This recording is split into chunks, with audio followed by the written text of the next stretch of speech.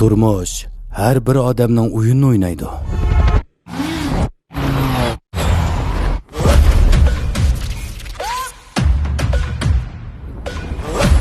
Lekin turmuşda ilgar o'yinchilarmi mavjud. O'yin ba'zida yaqin odamlarimizdan o'ynaldi.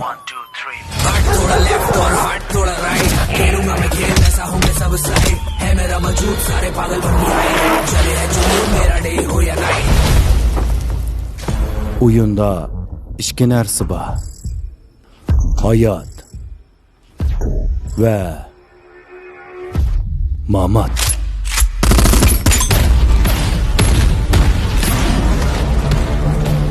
O'yinning qoidasi bo'lsa, yangan hayot qoladi, qutturgan o'ladi.